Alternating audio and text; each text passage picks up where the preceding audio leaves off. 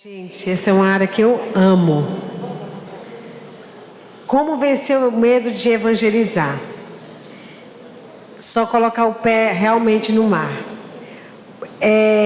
Várias vezes, né, assim, eu amo evangelizar. Eu ando com a minha bolsa, uma das coisas que eu acho que eu ando na minha bolsa com um folheto que eu gosto demais, chamado A Resposta. E eu já vi várias pessoas chorando quando eu dou esse folheto. Assim, abrem e dizem, nossa, tudo que é um folheto maravilhoso. Eu amo demais esse folheto. Eu acho que a gente tem que ter aquela coragem que sabe quando você faz uma coisa e depois você pensa, meu Deus, por que eu fiz? É assim que eu venci o medo de evangelizar, porque eu achava, eu não vou ter argumento, se eu falar para essa pessoa, ela não vai aceitar o que eu vou dizer. Mas eu meto a cara mesmo, quando eu me vejo, ai Senhor, e agora? Agora é o Senhor mesmo. Então acho que tem que ser uma decisão que a gente toma, eu vou fazer e eu vou fazer, né? Então eu acho que tem que encarar esse medo. Eu estava pensando nessa resposta, pastora, só se vence medo enfrentando. Não tem como vencer medo se você não enfrentá-lo. Começa talvez assim, evangelizando uma criança, né? Depois você vai para um adolescente. Isso tudo vai te ajudando, que eles chamam, vai te building, vai te construindo para que você vença o medo.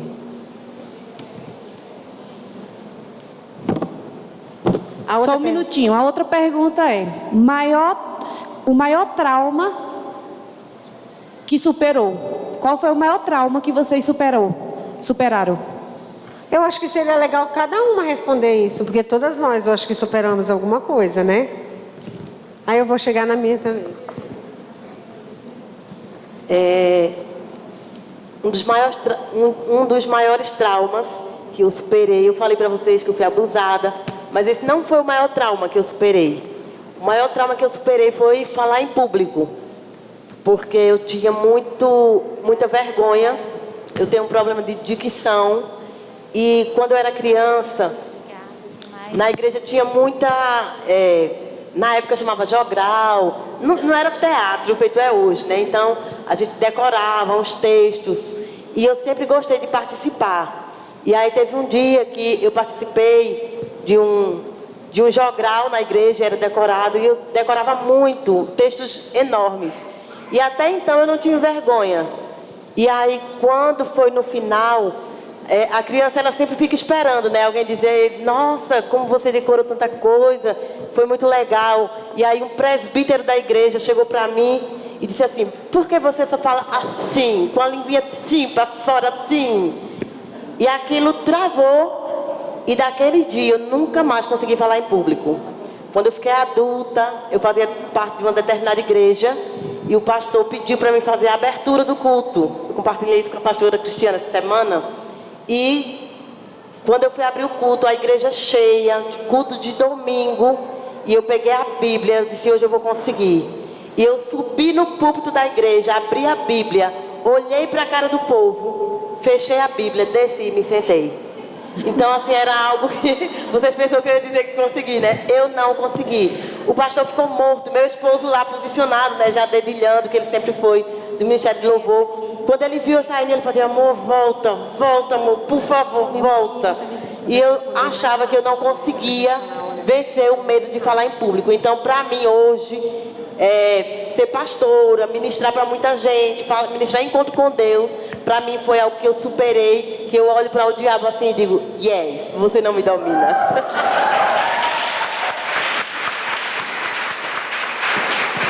Eu estava pensando, né? O maior trauma meu era a rejeição. Eu tinha sentimentos terríveis de rejeição, né? Minha mãe me deu, eu tinha 11 anos de idade para ser criada com meus avós. E aparentemente não era nada, né? Só que quando eu fui crescendo e depois que eu me converti, o Senhor foi me mostrando, eu não conseguia sentir que Deus me amava. Eu sabia que Deus me amava, mas eu não me sentia amada. Não me sentia. Lá em casa era 10 filhos e eu era a nona, só tinha um irmão mais novo. Eu dizia, meu Deus, eu tenho tanto, mais um, não vai fazer diferença nenhuma, né? E eu me lembro que uma irmã minha, ela morreu de acidente. Eu dizia, meu Deus, por que não foi eu, meu Deus? Por que não foi eu? Eu não ia fazer falta mesmo? Então eu tinha muito trauma. E eu me lembro, eu fui fazer meu encontro com Deus na palestra, aquela especial. Todo mundo fez encontro com Deus aqui? Tem alguém que não fez encontro com Deus? Tem alguém que não fez encontro? Tem uma palestra que marcou a minha vida no encontro com Deus. Olha, queridas, eu chorei tanto naquela palestra especial. Deus revelou o amor dele a mim. Eu chorei, e de lá para cá, né? Eu fiz a palestra, eu fiz o encontro com Deus em 2000. Nós estamos em 2017. Olha, um processo de cura mesmo, de sentir o amor de Deus, começou no meu encontro com Deus. Nunca mais eu fui a mesma pessoa, porque eu comecei a sentir, não apenas entender. Então foi isso aí que Deus fez na minha vida. Eu quero dizer a você, se você tem rejeição, é possível você ser curado pelo Senhor, com o amor poderoso que Ele tem. E Ele quer que você se sinta amada, né? Assim como Ele tem feito na minha vida. Eu sei que Deus me ama, mas é diferente quando a gente se sente. Ele é tão amoroso comigo. Então eu me senti muito amada pelo Senhor e tenho me sentido, cada vez mais Ele tem feito em mim curas nessa área de rejeição, que eu acho que é uma das feridas mais terríveis, é a rejeição. Então,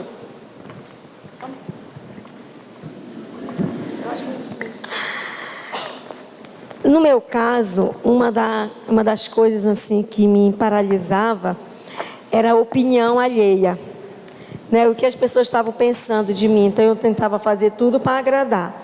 Mesmo fazendo tudo para agradar, eu não agradava. E Deus me curou disso e hoje eu não fico preocupada com isso, né?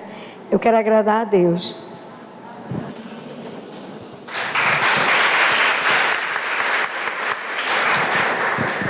Eu creio que para mim é um dos maiores traumas, que eu já enfrentei muitos traumas, mas um dos maiores traumas que eu vi Jesus reverter foi um sentimento que eu achava, que eu contei até para vocês ontem um pouquinho, mas eu achava que eu não era inteligente, que eu não ia conseguir fazer as coisas. Eu não, sei lá, tudo para mim parecia muito difícil para mim aprender alguma coisa.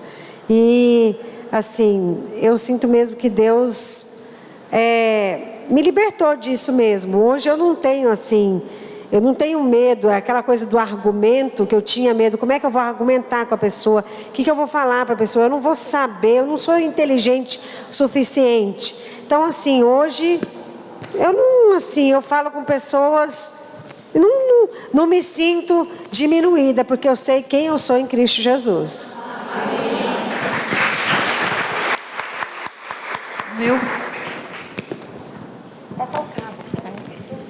O meu é parecido um pouquinho com o da pastora Jerusa, né? Aos 14 anos eu me converti, nasci também no lar evangélico, meus pais eram pastores. E quando eu me converti, eu fiquei muito apaixonada por Jesus, na adolescência, com 14 anos. Em 3 meses eu li a Bíblia todinha. Aí queria fazer a obra do Senhor na minha igreja. Tinha pouquinho jovem, acho que tinha umas 20 pessoas só a igreja. E eu ficava pensando, como é que eu vou ganhar as pessoas para Jesus, os jovens?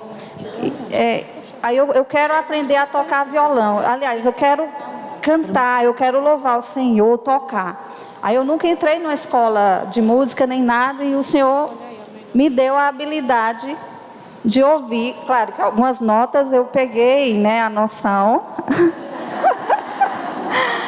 Eu sei que eu passei até a ministrar o louvor na igreja por muitos anos. Não era aquela coisa assim, não, né? Mas eu passei muito tempo tocando e ministrando louvor. Enterrei o talento, pastora, mas eu tenho que desenterrar, né? E a minha vontade era fazer seminário, né? Casar com um homem de Deus e pregar a palavra do Senhor. Aí fiz seminário, né? Fui para Recife, fiz missiologia, encontrei meu marido lá, né? A gente se casou e ele se tornou pastor e eu juntamente com ele auxiliando, e o meu desejo era pregar, e eu pregava assim, né? Mas teve um dia que eu fui pregar e no meio da pregação eu me engasguei. Eu me engasguei já quase terminando a pregação e não conseguiu sair mais nada. eu não terminei a pregação. E eu terminei essa pregação tão frustrada, tão arrasada, que eu disse para mim que eu nunca mais pregaria, eu nunca mais.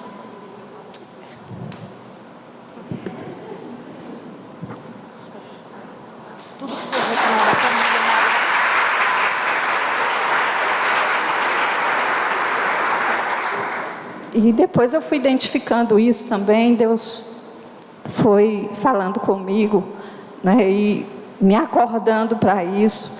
O discipulado me ajudou muito, inclusive eu ainda, apesar de ter vencido isso há algum tempo atrás, mas eu ainda tinha algumas resistências e passei para a pastora.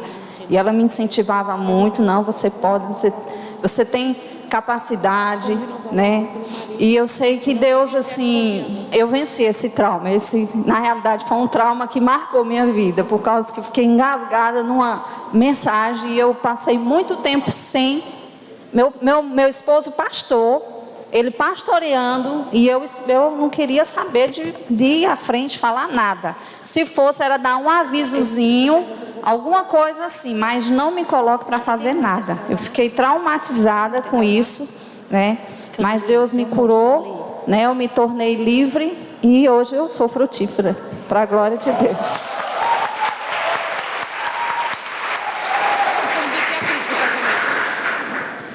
Pastora Andréa, como renovar o amor pelo marido, vencer a desconfiança? Como renovar o amor pelo marido, vencer a desconfiança e vencer crise no casamento? Como renovar o amor pelo marido e vencer a desconfiança? E vencer as crises no casamento. Eu creio que é exatamente o que a Bíblia fala, que nós ganhamos o nosso marido, aqueles que não obedecem à palavra de Deus, através do nosso comportamento. E o nosso comportamento, como a Bíblia fala, honesto, puro diante de Deus. E a desconfiança vai cair naquela mesma linha de pensamento que a gente estava falando aqui. O marido desconfia, aquilo é um sintoma, é por alguma razão que ele desconfia. Às vezes ele desconfia, não é porque você o traiu, mas às vezes ele desconfia porque ele foi traído por outras. Ou às vezes ele desconfia, por quê? Porque durante o namoro, talvez vocês não foram tão puros. E aí é um ciclo, né? Então aquilo que ele viu acontecer, ele tem medo que aconteça de novo. E aí, como vencer a desconfiança? Você vai ter que conquistá-lo para que ele possa se sentir seguro e ver em você uma mulher de confiança. E essa mulher de confiança vem em obedecendo a palavra através de um comportamento santo, justo diante de Deus, nas pequenas coisas. Às vezes o seu marido diz para você: você levou o nosso filho para o médico? Levei, mas você não levou. Desliga o telefone e sai correndo para levar no médico porque você disse que levou. Uma coisa não dita, mas no mundo espiritual aquilo faz muita influência. E ele desconfia. Às vezes ele te pergunta alguma coisa: você pegou o dinheiro da minha carteira? Não. Quando ele sabe, não, mas pastor, é R$2, mas pegou, né? Então assim, tem que construir uma confiança. E eu vejo que num casamento, a segunda pergunta era tipo para renovar o casamento, né? Isso, renovar o amor. Renovar o amor, eu creio que o amor é algo para a gente cultivar. Nós temos que cultivar o amor. Nós temos que ser criativas. Nós somos mulheres de Deus. Nós temos que ser criativas. No cultivo do amor, né? E hoje de manhã eu até falei algumas coisinhas que eu acho que é muito importante. Por exemplo, eu saí de casa e o Eibe e eu, nós já vamos, agora dia 11 de maio, a gente vai ter 26 anos de casado. Eu saí de casa, eu deixei um recado no espelho para o Eibe com batom. Ai, estou sentindo sua falta, te amo, né? Então, assim, pequeninhas coisas, pequeninhos gestos, que aquilo faz acrescentar, fazer um cultivo, né?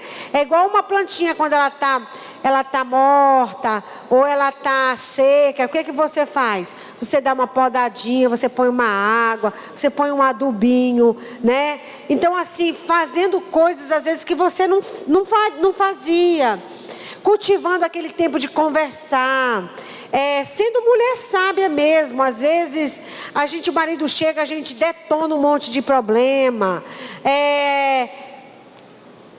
Tem comida, vem aí qualquer coisa, frita um ovo, né? Enquanto que antes você fazia por onde para cultivar aquele relacionamento.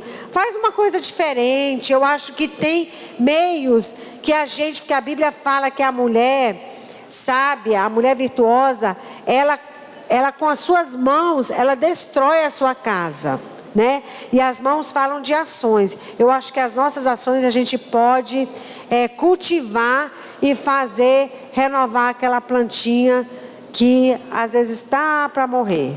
E muita intimidade com Deus, porque Deus acaba direcionando e mostrando como a gente deve agir e o que fazer.